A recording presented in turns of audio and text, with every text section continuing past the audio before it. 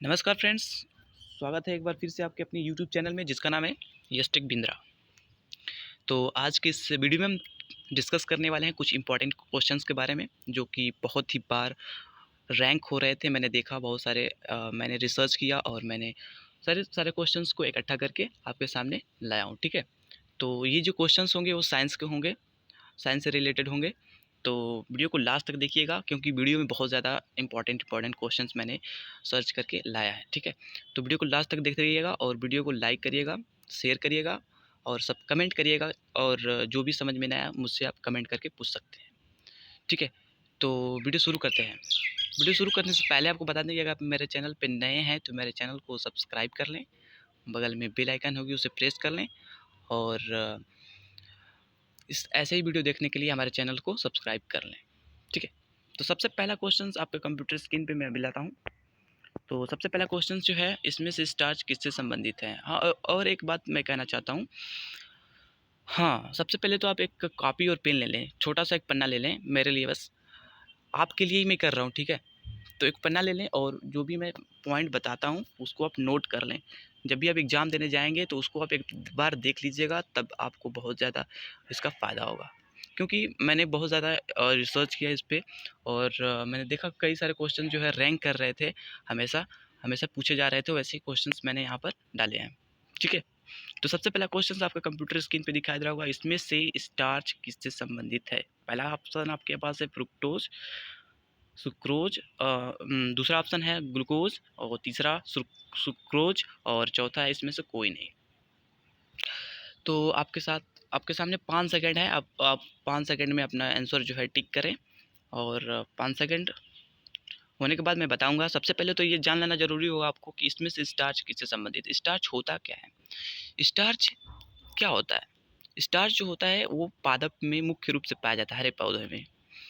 इसमें मैं बताना चाहता हूँ आपको कि स्टार्च जो होता है पादप में पाया जाता है, हरे पौधों में, और उनके फ्रूट्स में पाया जाता है। फ्रूट्स में और सीड्स में पाया जाता है। सीड्स बोले तो बीज में पाया जाता है। ठीक है, वो क्या करते हैं, वो कार्बोहाइड्रेट जो ग्लूकोज होता है उसको स्टार्च के रूप में एकत्रित करके रखते हैं, जो कि हमारे अंदर आता है और बहुत सारे कमी को दूर करता है। ठीक है, तो हम इसे अपने अंदर लेते हैं किसके द्वारा, पौधों के द्वारा। ठीक है, समझ रहे हो बात को। तो इसमें से स्टार्च किससे संबंधित हुआ, अब तो आपको पता हो जाना चाहिए, क्योंकि ग्लूकोज को ही स्टार्च के रूप में वो फॉर्म करके रखते हैं। ठीक है, तो किससे संबंधित है, इसमें आपका सही उत्तर होगा ग्लूकोज। ठीक है, चलिए अगले क्वेश्चन पर चलते हैं और इसको अच्छी तरीके से हमने पढ़ लिया। तो अगला क्वेश्चन हमारा देखते हैं कैसा है। ठीक है, स्कर्वी रोग किस विटामिन की कमी से होता है। स्कर्वी रोग, स्कर्वी रोग के बारे में तो आप लोग जानते ही होंगे।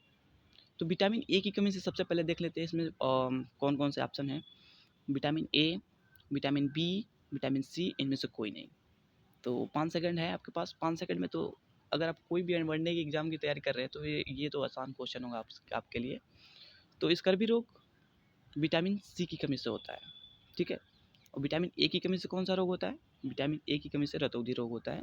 इसको हम ट्रीट भी कर सकते हैं कैसे, बहुत सारे ऑप्शन हैं आपके पास, जैसे हरी सब्जियां हो गई, जितनी भी आपके पास फ्रूट्स हो गए, तो आप हरे सब्जियां, फ्रूट्स और एग और ऐसी चीज़ें, दूध हो गया, ऐसी चीज़ें खाएंगे तो आपका आँख की रोशनी जो होती है वो सही हो जाएगी। तो विटामिन ए की कमी से कौन सा रोग होता है, रतौंधी, जो कि आँख में होता है। ठीक है, विटामिन बी की कमी से कौन सा रोग होता है, बेरी, इसको भी आप ट्रीट कर सकते हो। और विटामिन सी की कमी से स्कर्वी रोग होता है। इसको आप ट्रीट करने के लिए कौन कौन सी चीज़ों का उपयोग करेंगे अभी मैं बताऊँगा। ठीक है, तो चलिए नीचे स्क्रॉल करते हैं और देख लेते हैं। तो स्कर्वी रोग विटामिन सी की कमी से होता है। ठीक है, यहाँ पर आपको ये जो पॉइंट है इसको नोट कर लीजिएगा, क्योंकि मैंने बहुत ज़्यादा इंपॉर्टेंट पॉइंट यहाँ पर रखे हुए हैं। ठीक है, तो स्कर्वी रोग विटामिन सी की कमी से होता है। इसका रासायनिक नाम एस्कर्बिक एसिड होता है। ये बहुत ज़्यादा इंपॉर्टेंट क्वेश्चन टॉपिक मैंने लिखा है यहाँ पे। इसका रासायनिक नाम जो होता है एस्कर्बिक एसिड होता है, क्योंकि ये बहुत बार पूछा गया था। इसके बाद मैंने यहाँ पर लिख दिया इसको। फिर इसके प्रमुख स्रोत के बारे में बात करते हैं तो नींबू, संतरा, टमाटर, आंवला और जितनी भी खट्टे चीज़ें हैं वो आ जाती हैं। ठीक है, तो चलिए चलते हैं दूसरे क्वेश्चन पे। हमारा दूसरा क्वेश्चन, तीसरा क्वेश्चन क्या होगा, बेरी रोग किस विटामिन की कमी से होता है। बेरी रोग किस विटामिन की कमी से होता है। तो 5 सेकंड है आपके पास। 5 सेकंड में आप चाहें तो 5 सेकंड में आप वीडियो को पॉज करके भी आप खुद से ट्राई कर सकते हैं, और खुद से ट्राई करना बहुत ही अच्छी बात होती है, ठीक है। तो इसमें पहला ऑप्शन आपके पास है विटामिन बी 1, दूसरा ऑप्शन है विटामिन बी 2 एंड तीसरा ऑप्शन है विटामिन बी 12। तो इसमें से कौन सा ऑप्शन सही है आपको ट्रिक करना है, ठीक है। तो 5 सेकेंड आपके पास है, 5 सेकेंड अभी ख़त्म होने वाले हैं भाई, ठीक है। तो मैं बताना जा रहा हूँ, तो इसमें विटामिन बी 1 की कमी से बेरी रोग होता है। कौन सा विटामिन की कमी से? विटामिन बी 1 की कमी से बेरी रोग होता है। विटामिन बी 2 जो होता है अलग होता है, विटामिन बी 12 भी अलग होता है। विटामिन बी 12 ये बहुत ही अलग होते हैं, ठीक है। चलिए आगे चलते हैं और इसमें हम देख लेते हैं इसमें। तो विटामिन बी 1 की कमी से इसका रासायनिक नाम जो है बहुत ही ज़्यादा इंपॉर्टेंट है, ये भी आप इसको नोट कर लीजिएगा भाई, मैं बता रहा हूँ आपको, बहुत ही ज़्यादा इंपॉर्टेंट था, मैंने देखा। तो विटामिन बी 1 का रासायनिक नाम जो था वो थायमीन होता है। क्या होता है? थायमीन होता है। और इसका मुख्य स्रोत की बात करते हैं तो गाजर, आम, अंडा और हरी सब्जियाँ, ठीक है। चलिए आगे चलते हैं क्वेश्चन नंबर 4 पे, जो कि बहुत ही ज़्यादा इंपॉर्टेंट है। इसमें से कौन सा तत्व दांत के एनामेल को कठोर बनाता है? अब देखिए, दांत का एनामेल जो होता है ये जानना जरूरी है आपको, कि दांत का एनामेल जो होता है वो क्या होता है। वो सबसे कठोर भाग होता है हमारे शरीर का। अगर आपको क्वेश्चन पूछ दिया गया, मान लीजिए एग्जाम में पूछ दिया गया कि दा सबसे कठोर भाग, हमारे शरीर का सबसे कठोर अंग कौन सा होता है, इसमें से आपको ऑप्शन दे दिया, तो आपको क्या लगाना होगा? दांतों का एनामेल, ठीक है, सबसे कठोर होता है। और ये जो होता है वो फ्लोरीन से बना होता है।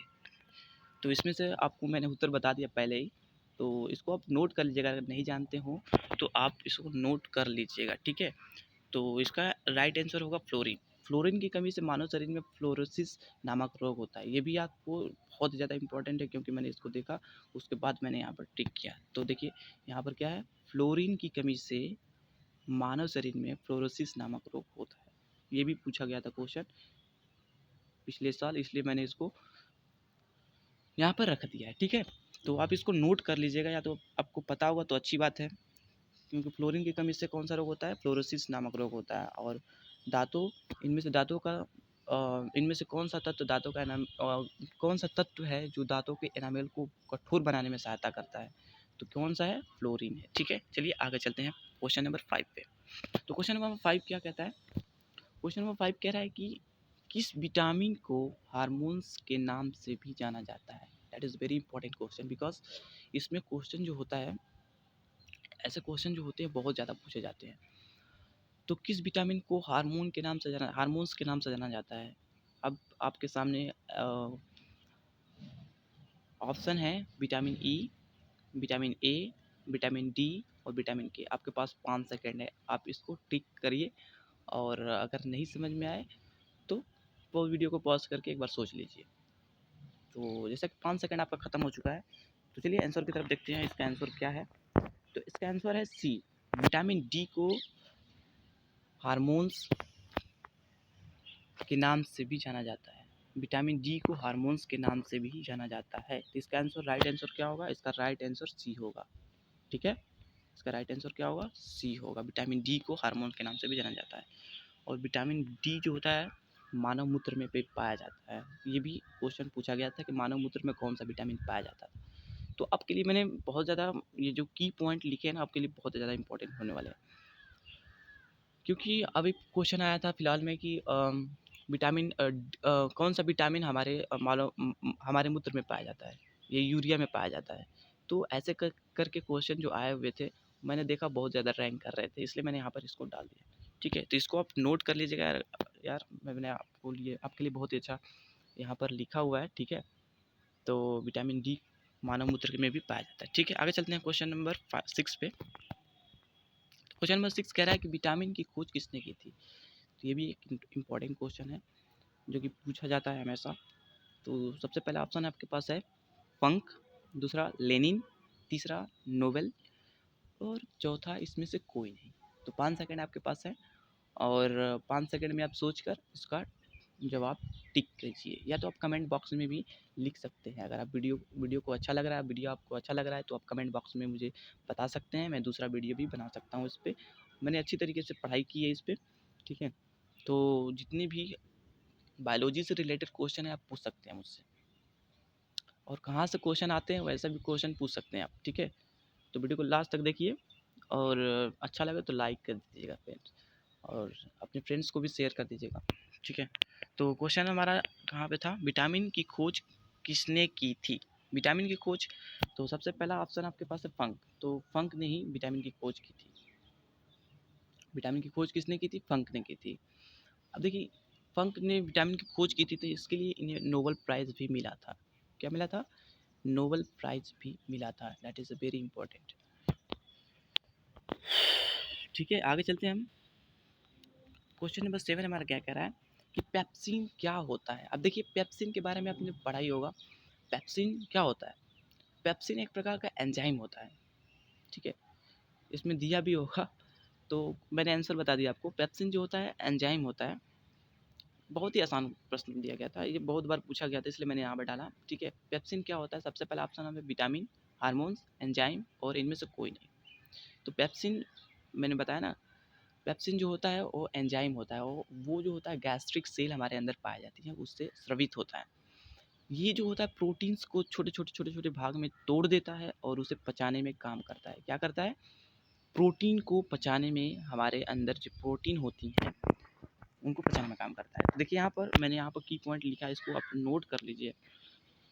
क्या लिखा मैंने, यह प्रोटीन को पेप्टनस में परिवर्तित करता है। क्या करता है, प्रोटीन को छोटे छोटे छोटे छोटे पेप्टनस में कन्वर्ट कर देता है, जिससे कि हमारे अंदर जितने भी पाचन तंत्र जो है उसको पचा सके, अच्छी तरीके से ये स्रावित हो सके। और इसमें और एक पॉइंट मैंने लिखा है, सभी एंजाइम प्रोटीन, एक बहुत अच्छा, बहुत ही ज़्यादा इंपॉर्टेंट प्रश्न यहाँ पर मैंने की पॉइंट लिखा है, ठीक है। इसको आप ज़रूर नोट कर लीजिएगा। लिखा है कि सभी एंजाइम प्रोटीन होते हैं लेकिन प्रोटीन एंजाइम नहीं होते हैं, that is a very important. क्यों, अभी क्वेश्चन आया था कि क्या सभी प्रोटीन एंजाइम होते हैं, तो यहाँ पर आपको नहीं लगाना होगा। क्यों, क्योंकि सभी एंजाइम प्रोटीन होते हैं लेकिन प्रोटीन जो होते हैं एंजाइम नहीं होते हैं, ठीक है। चलिए आगे चलते हैं। क्वेश्चन नंबर 8 हमारा क्या है, जनन क्षमता किस विटामिन की कमी से होती है, दैट इज़, ये भी बहुत ही ज़्यादा रैंक कर रहा था। तो जनन क्षमता किस विटामिन के रोग से होती है, विटामिन की कमी से होती है, vitamin A, vitamin E, vitamin के, विटामिन सी। आपके पास 4 ऑप्शन है, 5 सेकेंड है और आप इसको टिक करिए। तो आपका जो टाइम वो ख़त्म हो चुका है। तो इसका सही आंसर क्या होगा, विटामिन ई। विटामिन ई जो होती है इसकी कमी से जनन क्षमता कम हो जाती है, ठीक है।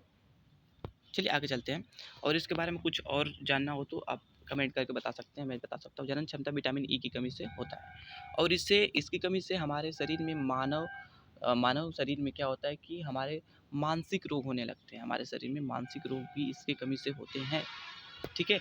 इसे हम ट्रीट भी कर सकते हैं। तो चलिए हम अगले प्रश्न पे चलते हैं। प्रश्न नंबर हमारा 9 क्या है, क्या बोल रहा है कि इनमें से डीएनए में क्या होता है। तो सबसे पहले जान लेना ये ज़रूरी होगा कि आपको डीएनए क्या होता है, that is a very important point.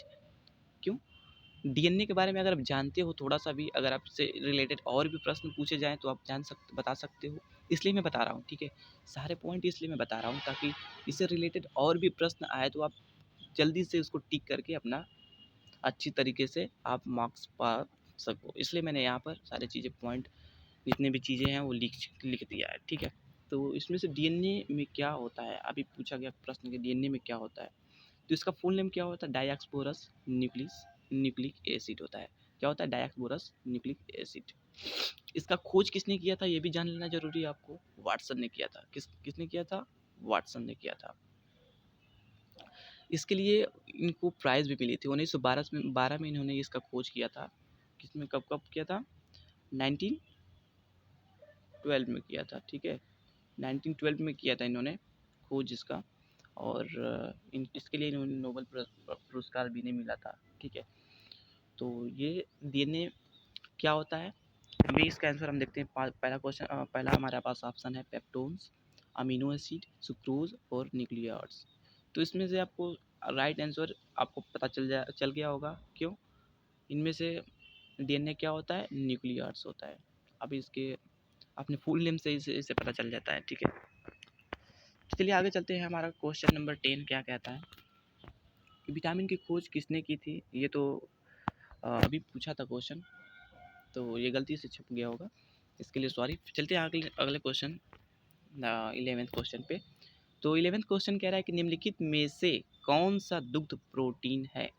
ये बहुत ज़्यादा इंपॉर्टेंट प्रश्न आया था, कई बार आ रहा था कि निम्नलिखित में से कौन सा दुग्ध प्रोटीन है। तो पहला ऑप्शन आपके सामने है रेनिन, दूसरा ऑप्शन है कैसीन, और तीसरा ऑप्शन है मायोसिन, और चौथा ऑप्शन इनमें से कोई नहीं। 5 सेकंड आपके पास है, 5 सेकंड आप इसको टिक करिए और गेस कीजिए कि इसका आंसर क्या होना चाहिए। अगर आप पढ़े होंगे तो बता देंगे। तो निम्नलिखित में से कौन सा दुग्ध प्रोटीन होता है। आपको ये जान लेना ज़रूरी होगा कि हमारा जो प्रोटीन हमारे जितने भी दूध होते हैं, दूध के बारे में आपने पढ़ा होगा कि दूध में सारे प्रोटीन पाए जाते हैं। घर पे कहा जाता है कि दूध पियो, सारे प्रोटीन मिल जाएंगे तुम्हें। घर पे मम्मी कहती है, पापा कहते हैं कि दूध पियो, सारे प्रोटीन, सारे जितनी भी कमियाँ होंगी वो दूर हो जाएंगी। तो देखिए दूध जो होता है, सच में सारे प्रोटीन पाए जाते हैं इसमें। और बात करें इसके इसके रंग के बारे में, तो ये रंग सफ़ेद ही क्यों होता है। आपने कभी सोचा है कि दूध सफ़ेद ही क्यों होता है। इसके अंदर क्या पाया जाता होगा कि ये सफ़ेद ही होता होगा। तो देखिए इसका आंसर जो होगा, राइट आंसर होगा वो बी होगा, कैसीन। कैसीन की वजह से वो दूध जो होता है वो सफ़ेद दिखाई देता है।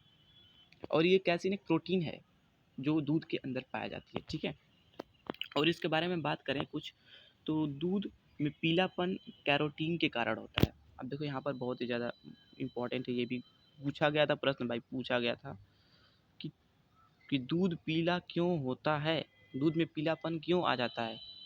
तो यहाँ पर आपको ऑप्शन देंगे तो बहुत सारे ऑप्शन होंगे, तो आप इसको की पॉइंट की तरह लिख लें भाई कि दूध में पीलापन कैरोटीन की कमी से के कारण होता है, ठीक है।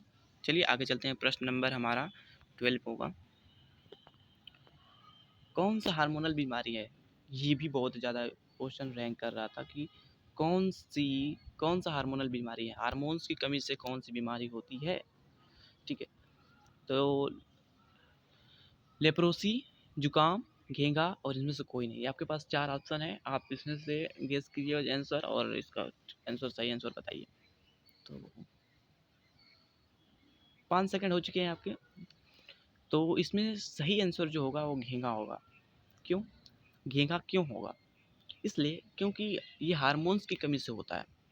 हाँ, ये अभी पूछा गया कि कौन सी हार्मोनल बीमारी होती है। हार्मोन्स, कौन से हार्मोन। देखिए हार्मोन्स की कमी से ही थायरॉक्सिन, हमारे शरीर में थायराइड ग्रंथि होती है जो कि थायरॉक्सिन हार्मोन सेक्रेट करती है। अभी आपने पढ़ा होगा ना कि हमारे शरीर में थायराइड ग्रंथि होती है, ठीक है। वो थायरॉक्सिन हार्मोन्स सेक्रेट करती है, जिसकी कमी से घेंगा रोग होता है। अगर सेक्रेट नहीं करेगी तो घेंगा रोग हो जाता है, ठीक है। तो यही क्वेश्चन पूछा गया था, थोड़ा सा इसमें दिमाग लगाना था कि कौन सा हार्मोनल बीमारी है। तो घेंगा जो होती है वो हार्मोनल बीमारी होती है। जुकाम जो होता है वायरल बीमारी होती है। ये जुकाम जो होता है वो वायरस से होता है, ठीक है। और इसका आंसर जो हो रहा था थायराइड, ठीक है। आगे चलते हैं। सर्वप्रथम कोशिका का खोज किसने किया था। ये भी क्वेश्चन बहुत ही आसान है, हमें पता है, सभी लोग बता देंगे इसको। ये भी बहुत बार क्वेश्चन पूछा गया था आपको बीच बीच में जो क्वेश्चन, इसलिए ये आसान आपको लग रहा होगा। जब परीक्षा देने जाएंगे आप तो बहुत ज़्यादा डिप्रेशन होता है, बहुत ज़्यादा हमारे पे बहुत ज़्यादा प्रेशर होता है। तो ये बीच में प्रश्न जो होते हैं, छोटे छोटे प्रश्न जो होते हैं, हम गलती कर देते हैं, इसलिए प्रश्न ऐसे पूछे जाते हैं, ठीक है। तो सर्वप्रथम कोशिका का खोज किसने किया था, that is a very important question. तो सबसे पहला ऑप्शन है आपके पास श्रवण, रॉबर्ट हुक, मैथ्यूस जैज स्टैडिंग, और चार्ल्स डार्विन। तो 5 सेकंड आपके पास है, 5 सेकंड में आपको टिक करना है। तो मैं देखता हूँ कौन आंसर सही बताता है, ठीक है। तो इसका आंसर जो होगा मैं बता रहा हूँ अभी, इसका आंसर जो होगा वो रॉबर्ट हुक होगा। रॉबर्ट हुक ने इसका खोज किया था। कब किया था। रॉबर्ट हुक को इसके लिए नोबेल प्राइज़ भी मिला था। तो इसका सन जो है याद नहीं आ रहा है, लेकिन रॉबर्ट हुक ने इसका खोज किया था। आप सन एक बार खोज कर देख लीजिएगा, क्योंकि वो भी पूछ सकता है, ठीक है। चलिए आगे चलते हैं क्वेश्चन नंबर 14 पे। तो मानव के किस कोशिकांग को आत्महत्या की थैली कहा जाता है? ये बहुत ज़्यादा क्वेश्चन 3 बार पूछा गया था, मैंने देखा। तो ये रैंक कर रहा है क्वेश्चन, इसको ट्राई कीजिए पॉज करके वीडियो को। तो ऑप्शन सबसे पहला ऑप्शन आपके पास है राइबोसोम, लाइसोसोम, सेंट्रोसोम, इनमें से कोई नहीं। तो इसका राइट आंसर क्या होगा? इनमें से मानव के किस कोशिकांग को आत्महत्या की शैली कहा जाता है? तो क्या होगा इसका आंसर? लाइसोसोम होगा। क्या होगा? लाइसोसोम को क्या कहा जाता है? आत्महत्या की थैली कहा जाता है, लाइसोसोम। आंसर नंबर बी जो इसका सही होगा, ठीक है। आगे चलते हैं प्रश्न नंबर 14 के बाद 15 पे। तो मानव शरीर में डीएनए का मुख्य कार्य क्या होता है? अभी मैंने बताया आपको कि डीएनए का खोज वाटसन ने किया था, और डीएनए का फुल नेम भी बताया था आपको, वाटसन ने कब किया था ये भी बताया था आपको। और ये जो होता है, अब मैं बताऊंगा कि ये पाया कहाँ जाता है, ठीक है। तो डीएनए जो होता है हमारे सेल के अंदर पाया जाता है। सेल के अंदर क्रोमोसोम होता है, क्रोमोसोम के अंदर डीएनए पाया जाता है। और डीएनए में जितने भी हमारे कोड होते हैं, हमारे जितने भी ज़रूरी चीज़ें होती हैं, जितने भी हमारे क्या बोलते हैं उसे, जितनी भी चीज़ें होती हैं, कोड होते हैं, जितने भी हमारे अंदर जितनी भी इंफॉर्मेशन होती है उसी में छुपी छुपी होती है। उसके थ्रू हम कुछ भी कर सकते हैं, डीएनए के थ्रू। तो ये जो होता है मानव शरीर में, डीएनए का मुख्य कार्य क्या होता है? अभी ऑप्शन आपके साथ है, अब मैंने सारी चीज़ें एक्सप्लेन कर दीजिए। तो आप बता सकते हैं इसमें से कौन सा आंसर सही होगा। तो कोशिकीय परिवहन, आनुवांशिक क्रियाओं का संचालन, कोशिकीय श्वसन और प्रोटीन संश्लेषण। तो इसमें से आप आंसर राइट बता सकते हैं आप। मैंने बताया कि सारे जितनी भी इंफॉर्मेशन होती हैं इसी में छिपी होती हैं, जितने भी कोड होते हैं हमारे शरीर के, हमारे अंग के, सारी जितनी भी चीज़ें होती हैं इसी में छिपी होती हैं। तो इसका राइट आंसर जो होगा अनुवांशिक क्रियाओं का संचालन, ठीक है। इसी की वजह से अनुवांशिक क्रियाओं का संचालन होता है, डीएनए की वजह से। इसका मुख्य कार्य यही है, ठीक है। समझ में आ रहा है बात? तो चलो आगे चलते हैं क्वेश्चन नंबर 16 पे। जीव विज्ञान का पिता किसे कहा जाता है? ये तो बहुत ही अच्छा आसान क्वेश्चन है। तो सबसे पहला ऑप्शन आपके पास है चार्ल्स डार्विन, लिनियस, अरस्तु, मेंडल, ग्रेगर जॉन मेंडल। तो चार्ल्स डार्विन ने बहुत ही अच्छी एक किताब लिखी थी, मैं बता देता हूँ आपको, क्योंकि ये भी प्रश्न आया हुआ था, इसलिए मैं बता रहा हूँ। चार्ल्स डार्विन ने the origin of the life नामक किताब लिखी थी। उसमें उन्होंने बताया था कि हमारे जीवन की शुरुआत कैसे हुई थी, the origin of the life, कैसे हमारी शुरुआत हुई थी। पहली बुक जो थी इन्होंने ही लिखी थी, चार्ल्स डार्विन ने। तो इसका राइट आंसर जो होगा वो होगा अरस्तु। इन्हीं को बायोलॉजी का पिता कहा जाता है, ठीक है। ग्रेगर जॉन मेंडल जो होते हैं उनको तो आनुवांशिकता का पिता कहा जाता है, ठीक है। ये तो आप लोग सभी लोग को मालूम ही होगा, आनुवांशिकता के पिता ग्रेगर जॉन मेंडल को कहा जाता है, ठीक। आगे चलते हैं प्रश्न नंबर 17 पे। तो प्रश्न नंबर 17 हमारा क्या है? आनुवांशिकी का पिता किसे कहा जाता है? देखिए पिछले वाले ऑप्शन में भी मैंने बता दिया था आपको, तो आपको ज़्यादा टाइम नहीं लगना चाहिए। तो यहाँ पर राइट आंसर क्या होगा? सबसे पहला ऑप्शन लेमार्क है, डार्विन है, मेंडल है, अरस्तु है।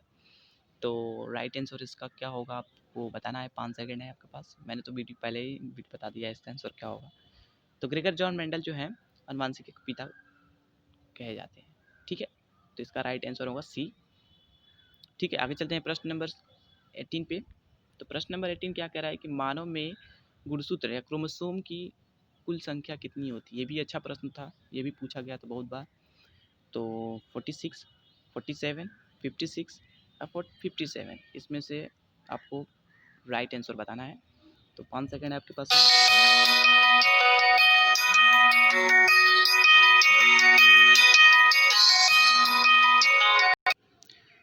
तो जैसा कि आप देख सकते हैं आपके कंप्यूटर स्क्रीन पे जो है, मनुष्य में गुणसूत्रों की कुल संख्या कितनी होती है? तो इसका राइट आंसर जो होगा 46 होगा, ठीक है। आपको मैंने टाइम दिया था। तो 46 जो होते हैं वो क्रोमोसोम, इसमें हमारे शरीर में 23 जोड़े क्रोमोसोम पाए जाते हैं, ठीक है। जोड़े में पाए जाते हैं, जो कि 46 पूरे हो जाते हैं, ठीक है। इसके बारे में अगर अच्छी तरीके से जानना हो तो मैं आप कमेंट कर सकते हैं, मैं बता सकता हूँ अच्छी तरीके से। तो लड़का पैदा कब होता है? जब ऑप्शन आपके सामने है, एक्स एक्स गुणसूत्र हो, वाई वाई गुणसूत्र हो, एक्स वाई गुणसूत्र हो, या ट्रिपल एक्स गुणसूत्र हो। तो 4 ऑप्शन आपके सामने हैं, जिसमें से राइट जो होगा वो एक्स वाई होगा। अगर एक्स वाई गुणसूत्र होते हैं तो लड़का पैदा होता है, अगर एक्स एक्स गुणसूत्र होते हैं तो लड़की पैदा होती है। ठीक है, ये याद रखना बस, और जितने भी प्रश्न आएंगे आप कर सकते हो।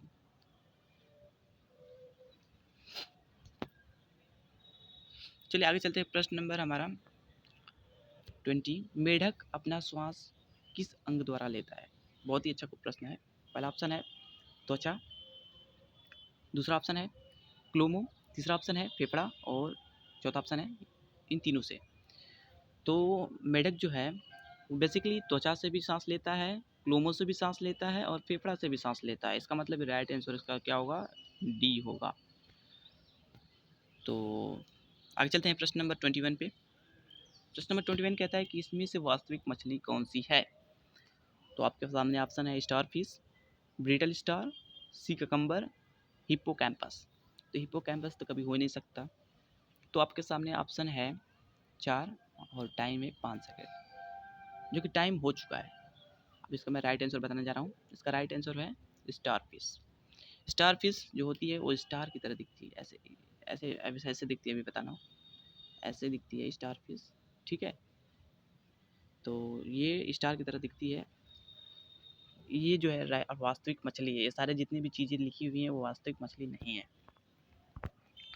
तो 22 प्रश्न नंबर 22 पे आते हैं। इसमें से कहा गया कि स्तनियों का हृदय कितने कोष्ठ में होता है?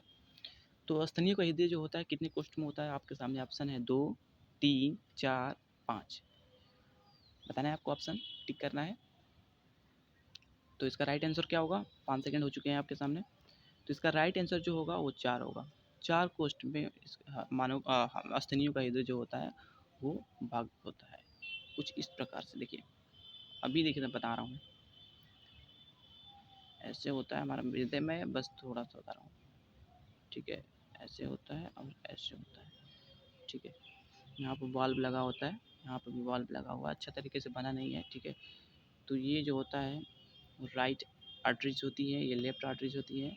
ये जो होती है ये राइट वेंट्रिकल कहा जाता है इसके, और ये जो होती हैं राइट लेफ्ट वेंट्रिकल होती हैं। इसमें बहुत सारी चीज़ें होती हैं, अगर आपको जानना हो तो आप बता सकते हैं। जितनी भी ब्लड सर्कुलेशन का काम होता है ये हमारा हृदय ही करता है। ठीक है, आगे चलते हैं।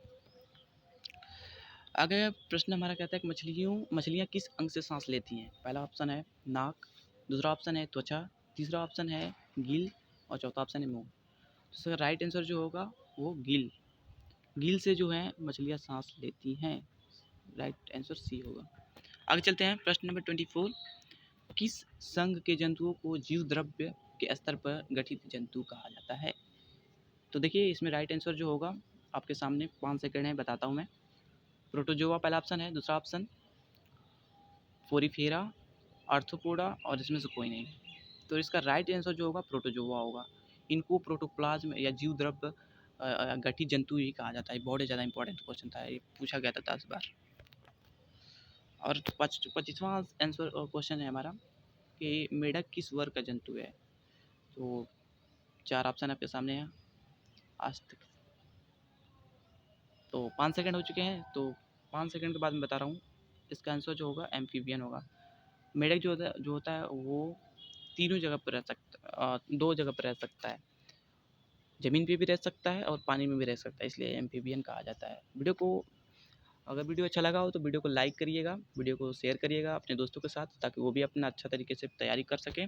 और मेरे चैनल को सब्सक्राइब कर लीजिएगा। ऐसी वीडियो हमेशा लाता रहता हूँ और रिसर्च करता रहता हूँ आपके लिए। मैं अगला वीडियो बनाऊँगा फिज़िक्स पे जितने भी प्रश्न आते हैं मैं उस पर वीडियो बनाने वाला हूँ। तो वीडियो को, मेरे चैनल को सब्सक्राइब कर लो, बगल में बेल आइकन होगी प्रेस कर लो। ठीक है, तो धन्यवाद देखने के लिए वीडियो।